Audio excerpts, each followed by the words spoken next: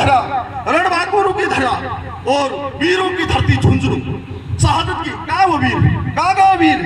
अरे कौन लड़ेगा? कहाँ से आएगा वीर? ऐसे होते हैं क्या वीर? और उनका चारू खाने चित किया था हमने उस विधायक को, भारतीय जनता पार्टी के और सांसद को, और उनकी ताकत और उनकी औकात दिखाई थी हमने इस पंचायत समिति में। एक ठेकेदार को देखे 1,60,00,000 रुपए एक आदमी जो विधानसभा हार गया, लोकसभा हार गया, उसको हमारी जनता का पैसा जाए, ऐसा नहीं होने देंगे। उसके बाद 18 से 23 तक विधायक रहे, मंत्री रहे राजेंद्र सिंह हुड्डा का, उनका पुरजोर से समर्थन किया, उनको विधायक बनाने का काम किया हमने, अपनी एडी से चोटी तक ताकत लगाई। लेकिन जब महावीर झाझड़ी हत्याकांड हुआ तो उस पूरे विधायक सुखकिरण चौधरी के साथ दरी पे बैठने का, न्याय के खिलाफ बैठने का काम भी संजय नेहरा ने किया। पूर्व जिला परिषद सदस्य, पंचायत समिति सदस्य, पूर्व पंचायत समिति सदस्य, पिता तुल्य बुजुर्गों, बहन हंसा, पिता तुल्य बुजुर्गों, खून के रिश्ते से बढ़ के भाई जैसे नौजवान साथियों, बड़ी अजीब स्थिति है। पहली बार देख रहा हूं और सुन रहे हैं किसी सरकारों के खिलाफ चुनाव का अंतिम समय, जब 6 महीने रहते हैं तब लोग धरने प्रदर्शन करते हैं, सरकारों की खामियां निकालते हैं। लेकिन पहली बार ऐसा है कि सरकार बनने के 6 महीने बाद ही उस सरकारों के खिलाफ धरने लग रहे हैं। सत्ता पक्ष के लोग, इनके विधायक, विपक्ष के नहीं सत्ता पक्ष के विधायक अपने मंत्रियों पे आरोप लगा रहे हैं, भ्रष्टाचार के आरोप लगा रहे हैं। सत्ता पक्ष के विधायक अपने ही मंत्रियों को काम करवाने के लिए ज्ञापन दे रहे हैं। सत्ता पक्ष में काबिज किरोड़ी लाल जी जैसे, मीणा जैसे मंत्री अपनी जिम्मेदारी से तो इस्तीफा दे रहे हैं, जो सरकार बनने के 2-3 महीने के बाद के हालात हैं। बड़ी पीड़ादायक स्थिति है। और उस पूरा पीड़ादायक स्थिति में जो भय, भ्रष्टाचार और क्रूरता की हदें हैं, वो उदयपुर वाटी में और गोड़ा तहसील में सारी हदें पार हो चुकी हैं।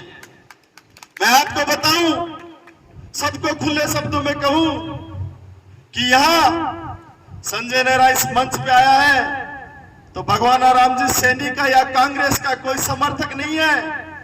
मैं भ्रष्टाचार और भय के खिलाफ हूं। मैंने हमें जहां जहां अन्याय होगी वहां वहां लड़ेंगे, क्योंकि हम भगत सिंह को मानने वाले हैं, हम गांधी जी को पूजने वाले हैं, उस देश के वासिंदे हैं। इसलिए हमारी जिम्मेदारी बनती है, हमारी ड्यूटी बनती है कि अन्याय के खिलाफ हम लड़ने का काम करें। नौजवान है, युवा है और गांव के लोगों ने हमें 2-2, 3-3 बार प्रतिनिधित्व करने का मौका दिया है और प्रथम नागरिक होने का मौका दिया है। इसलिए हमारी जिम्मेदारी बन जाती है कि उस क्षेत्र में कोई किसी प्रकार का भय, भ्रष्टाचार और अन्याय हो, उसके खिलाफ हम लड़े। इसलिए इस जिम्मेदारी को निभाने के लिए हम करें। साथियों, 2013 से 18 तक भारतीय जनता पार्टी का विधायक था। आपका भाई, आपका बेटा तो उस समय भी इस पंचायत समिति में लड़ा था और उसके साथ लड़ने वाली एक बहन हंसा थी। हम 2 आदमी थे पहले शुरुआत करने वाले, जो सुनीता खरवास के साथ अन्याय हो रही थी। तो ये बहन हंसा वर्मा और उसके बाद ये संजय नेहरा, 2 लोग खड़े हुए थे और उनका चारू खाने चित किया था हमने उस विधायक को, भारतीय जनता पार्टी के और सांसद को, और उनकी ताकत और उनकी औकात दिखाई थी हमने इस पंचायत समिति में। 10-10 मुग्ध में लड़े, झुकने का काम नहीं किया हमने।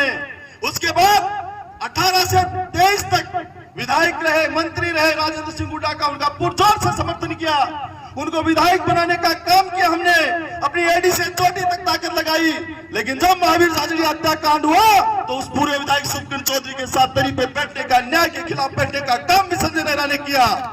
और उस सत्ता पक्ष में ठीक 1 साल बाद जब सरपंचों के साथ इस पंचायत समिति में न्याय हो रहा था, यहाँ का एसडीएम राम सिंह राजावत उस समय दादागिरी करने का प्रयास करा था और मंत्री के इशारे पे भी खिलाफ के सरपंचों को परेशान करने का प्रयास कर रहे थे। आपके भाई, आपके बेटे ने उस एसडीएम कार्यालय के सामने धरना दिया, विरोध किया और प्रदर्शन किया और इस पंचायत समिति में दादागिरी को रोकने का काम किया। और उस तात्कालिक सरकार में हमने सड़क से लेके विधानसभा तक संघर्ष करने का काम किया। पंचायती राज मंत्री रमेश मीणा से आपका बेटा, आपका भाई सीधा लड़ा। क्या बात करते हैं वकील साहब कि कुर्ता फट गया है? मेरा कुर्ता नहीं फट सकता, क्योंकि मेरे पिताजी ने कोई चोरी जारी नहीं की। मेरे पिताजी रिटायर्ड है एफसीआई में, उन्होंने जिंदगी में कभी किसी प्रकार का कोई उनके ऐब नहीं पड़ा। मेरे 5 भाई हैं उनको कुछ नहीं पता है। 6 ATM मेरी जेब में रहते हैं, मेरे भाइयों के, मेरे पिताजी के। मुझे क्या जरूरत पड़ती है? पंचायती राज रमेश मीणा से लड़ा। राजस्थान की एक पंचायत है, रघुनाथपुरा, देख लेना आप, रिकॉर्डेड बात कर रहा हूँ। भुगतान नहीं की जाने वाली पंचायत, ये नाम लिखा हुआ था हर बार जो पेमेंट स्लॉट आता है नरेगा का उसमें, लेकिन हमने झुकने का काम नहीं किया क्योंकि लड़ने का धर्म बढ़ता है।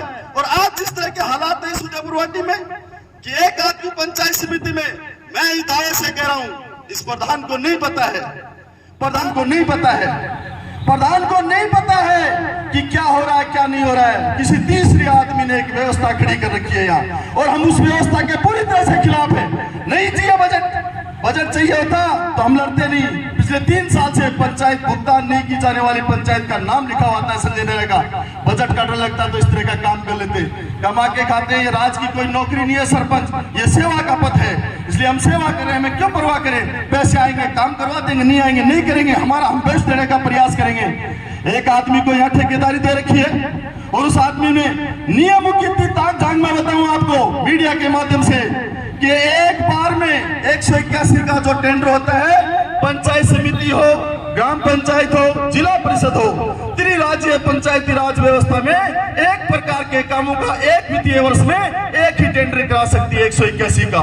यहाँ रोजाना अलग अलग तरह के टेंडर हो रहे हैं, कभी 1 करोड़ का टेंडर, कभी 1.5 करोड़ का टेंडर, कभी 2 करोड़ का टेंडर, इस तरह की व्यवस्था। और उसके बाद बिना पंचायतों के प्रपत्र पास के, बिना पंचायतों के कार्य प्लान के, बिना साधारण सभा के, बिना स्टैंडिंग कमेटी के अनुमोदन के, बिना जिला परिषद के अनुमोदन के, अरे जो पैसे जहां आपको देने दे देना, जिसको अच्छा लगता है उस वहां कर लेना। लेकिन ऐसा नहीं होने देंगे कि 16 करोड़ की सैंक्शन आप लोगों ने निकाल ली, और 16 करोड़ की सैंक्शन 1 करोड़ 60 लाख रुपए एक आदमी जो विधानसभा हार गया, लोकसभा हार गया, उसको हमारी जनता का पैसा जाए, ऐसा नहीं होने देंगे हम। ये मेरा खुला आरोप है और इसकी जांच करवा लो। जिन ठेकेदारों के, जिन अधिकारियों के, जिन लोगों पर मैं एलिगेशन लगा रहा हूं, उनकी कॉल डिटेल निकाल लो। बैठ के हमारी पंचायत समिति उदयपुरवाटी, दुर्भाग्य देखिए, झुंझुनों से हमारी पंचायत समिति चलती है कार्यालय। इसलिए इस बात के अन्याय के खिलाफ हम डट के खड़े। और आपने इस पीड़ा को समझा, इस पीड़ा को आपने समझा, इसके लिए धन्यवाद आपका भगवान राम जी। आप किसी भी सरपंच को पूछ लेना, रात को अगर उसको पंचायत समिति याद आ जाए तो नींद नहीं आती है। मैं ईमानदारी से कहता हूँ, इतना पीड़ित और परेशान है।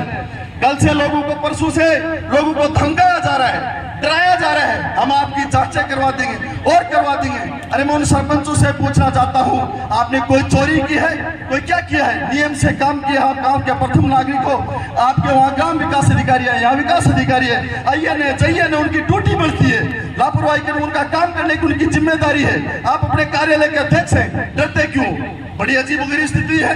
हमारे लोग जब भी हम बात करते हैं, वीर धरा, हम लड़ेंगे, अन्याय के खिलाफ लड़ेंगे और 0 टाइम तक लड़ेंगे, बिना किसी भय के लड़ेंगे।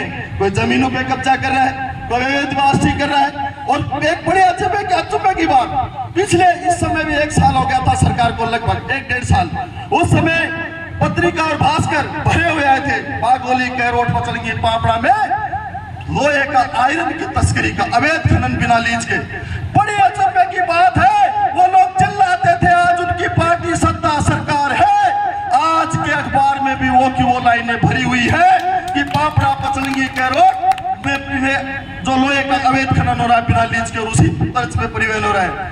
तो ये क्या है?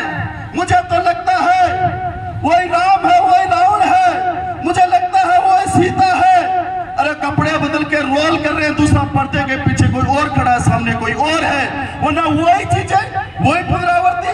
जो लोग, जिन लोगों को पिछले समय में 18 से 23 के बीच में अवैध डंपरों की चिंता थी, अवैध खनन की चिंता थी, और जो जिस रंगदारी की चिंता थी, आज मौन क्यों है?